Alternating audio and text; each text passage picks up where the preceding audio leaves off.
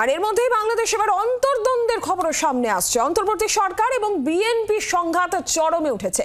ইউনূস বনাম বিএনপি কোন্দল এবার প্রকাশ্যে। ভোট না করিয়ে কি ক্ষমতায় থাকতে চান ইউনূস ও তার উপদেষ্টারা?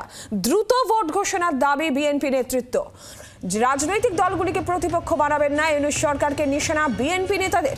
রাজনৈতিক দলগুলো এতদিন কি করছিল, কেন এতদিন সংস্কার করতে পারেননি? পাল্টা আবার তোপ ইউনূস সরকারের পরিবেশ উপদেষ্টা Syeda Rizwana পারভীনের।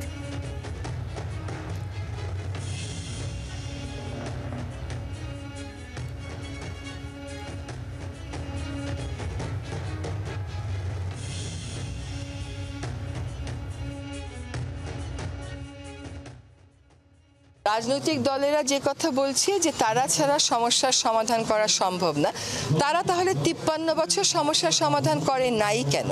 Would you please answer? কেন আজকে আমাদেরকে দায়িত্ব নিতে হলো? Would you please answer? তারা একটা রূপকল্প কি এখনো পর্যন্ত আমাদেরকে দিয়েছে? তারা যে আমাদের কাছ থেকে বলছে যে ম্যাপ দিতে হবে, এই করতে হবে, রোড ম্যাপ করতে হবে, তারা কি একটা রোড ম্যাপ দিয়ে দিয়েছে যে এই সমস্যাগুলোর তারা কি করে সমাধান করবে?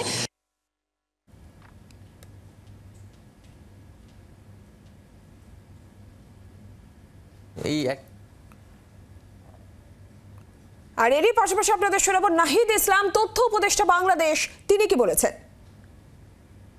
একই ব্যবস্থাপনা রেখে, একই কাঠামো রেখে যদি আগের মতোই একটা সরকার আসে, তাহলে তো মানুষের আসলে এই জীবন দেওয়ার কোনো মানে হয় নাই। পরবর্তীতে যেই সরকারে আসবে নির্বাচিতভাবে, তারাও সেটার ধারাবাহিকতা রাখবে। নির্বাচন প্রত্যাশা করতেছে, একটা বড় প্রজন্ম ভোট দিতে পারে না। আমি নিজেও কখনো ভোট দিতে পারি নাই।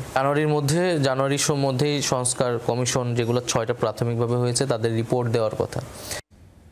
আর পাল্টা বিএনপির তরফ থেকে বা কি বলা হচ্ছে? মির্জা ফখরুল ইসলাম বিএনপি শীর্ষ নেতা, তার বক্তব্য শোনাবো।